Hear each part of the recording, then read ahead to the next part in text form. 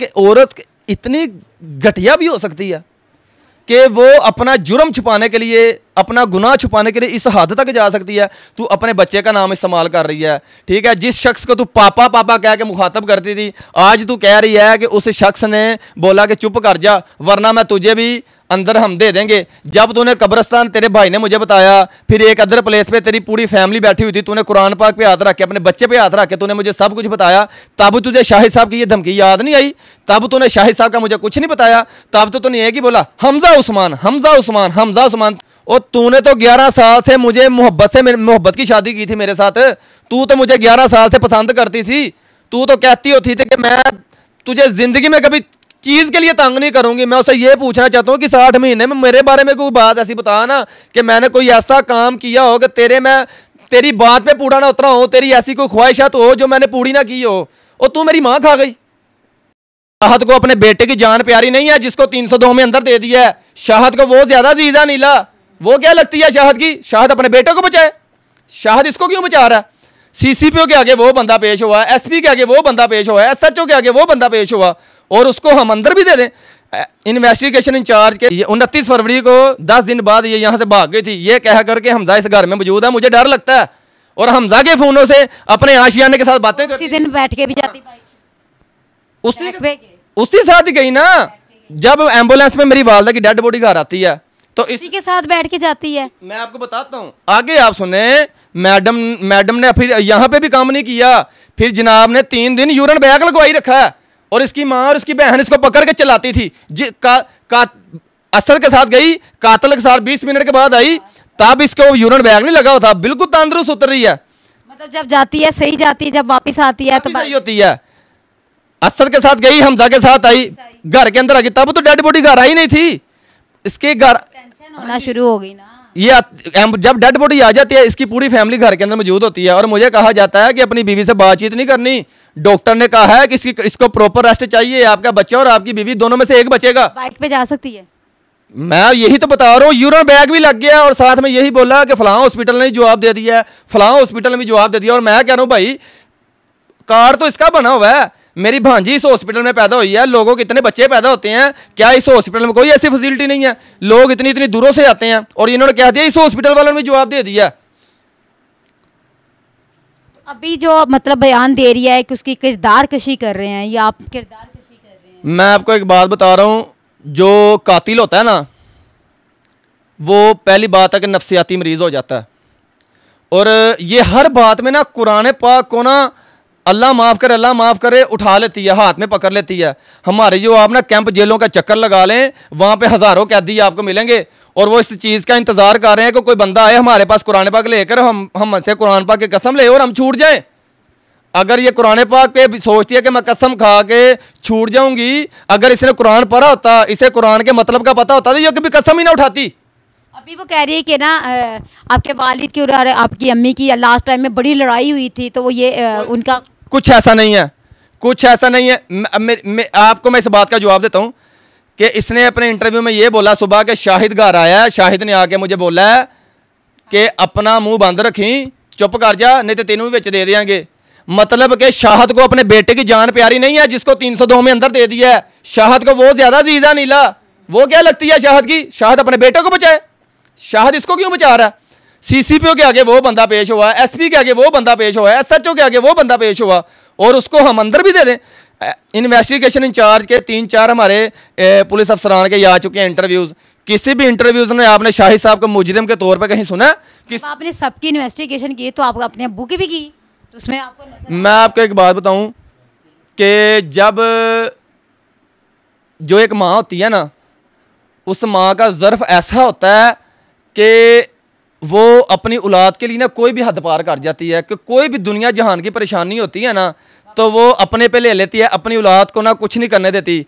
ये जिंदा मिसाल है कि मेरी वालदा ने अपने ही बच्चों का घर बचाते बचाते खुद दुनिया से रुखसत होगी, इन जालमों के हत्थे चढ़ गई।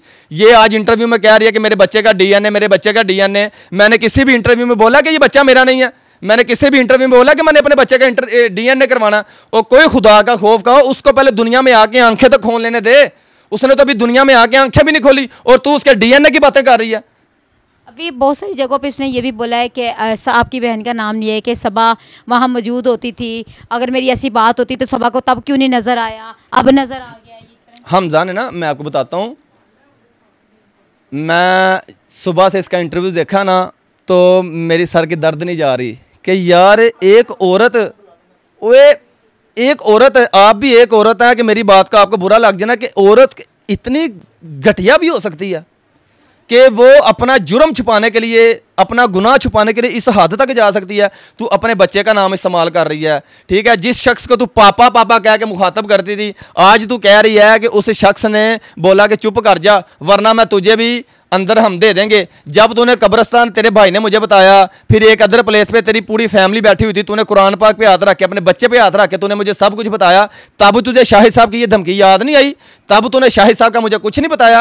तब तो तूने एक ही बोला हमजा उस्मान, हमजा उस्मान, हमजा उस्मान। तेरे मुंह से करे, ये मेरी इतनी वफादार बीवी है, ये मेरी इतनी मुखलिस बीवी है कि उसी भाई के साथ मेरी वालदा को मर्डर करने का प्लान भी बनाती है, ठीक है, और उसी भाई के साथ ये अपने आंखों के इशारेबाजी भी करती है, और उसी भाई के साथ ये अपनी जो फ़ोनों पर रबते होते हैं। मेरी बहन जब जनवरी में यहाँ पे अपने घर चल जाती है, इसको मौका मिलता है कि अब तो घर में कोई होता नहीं है, घर में मेरी वालदा होती है, हमजा होता है, शाम को ये होती है, और घर में हमजा नहीं बताया कि हम उस्मान घर में आता था और कुंडी लगा के मेरी बीवी के कमरे में चला जाता था। वो वाली भी फुटेज निकाली जहाँ उस्मान आता जाता था। मेरे पास जो फुटेज है वो मर्डर वाले दिन की है, उस दिन तो काफ़ी टाइम। और वो जो फुटेज है वो आम फुटेज नहीं है, वो इनको सजा दिलवाने के लिए काफी है। वो इस फुटेज को झुठला नहीं सकते। फुटेज को झुठला देगी जो वॉइस रिकॉर्डिंग है जिसमें हमजा से कह रहा है भाभी बंदे का रेंज किया कि नहीं किया, पहले तो मुझे ये बताइए वो बंदा कौन है जिस चीज के लिए? मेरी माँ को कत्ल के लिए, कि भाभी बंदे का रेंज किया कि नहीं किया, पहले तो ये इससे मैं पूछना, तो बंदा दस कौन है जिदे तो मेरी माँ को मरवाना है। फिर वो आगे से कह रही है इन्होंने, ये मुझे जान नहीं दे रही है, कह रहे छिले तो जाना है। तो वो आगे से हमजा कहता असी बंदे का रेंज कर लिया, वो कह रहे हैं इनू कढ़ के मार के तो सुट देंगे, आप अपने गल ते पक्के रहना। और ये वाह बताए ये कौन है, ये किसी दूसरी अनिला की आवाज है, ये कौन सी अनिला है? तब तो माँ कहती है ना, वो कहती है मुझे कुछ ही नहीं पता।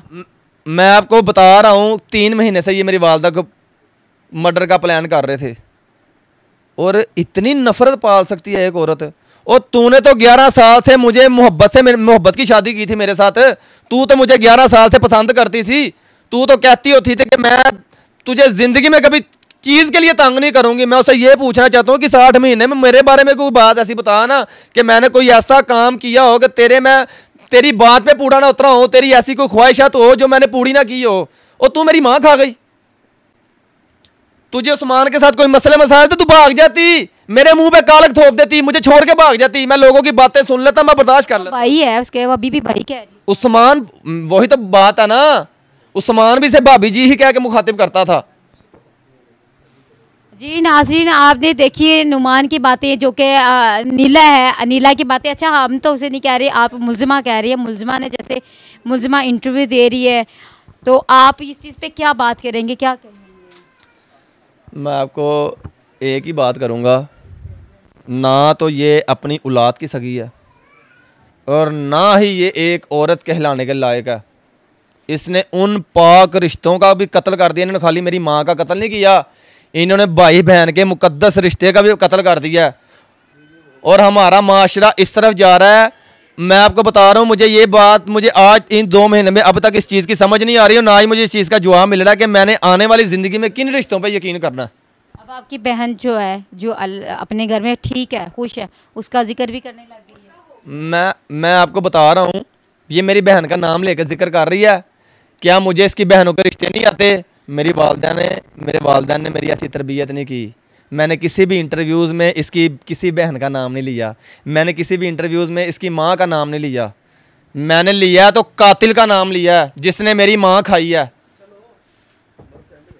जी नाज़रीन, आपने नुमान की बातें सुनी है, और ये वो नुमान है जो अनीला जो है मीडिया पे आके अपने बयानात दे रही है, और लेकिन यही शोहर है, ये वही नुमान है जो कि मकतूला उनका बेटा है और इन्होंने अपनी सारी सच्चाइयाँ बता दी हैं और साथ सबूत के साथ आपको साथ साथ फुटेज भी नज़र आ रही है। फुटेज में जो जो इन्होंने बातें की हैं वो सबूत के समेत बता रहे हैं आपको कितनी सच्चाई इनके पास और कितनी सच्चाई वो जो है अनीला उसमें लग रही है। आपने अपने कमेंट्स में बताना है। इसी के साथ अपनी होश गुफ्ता को इजाज़त दीजिए। अल्लाह हाफ़िज़।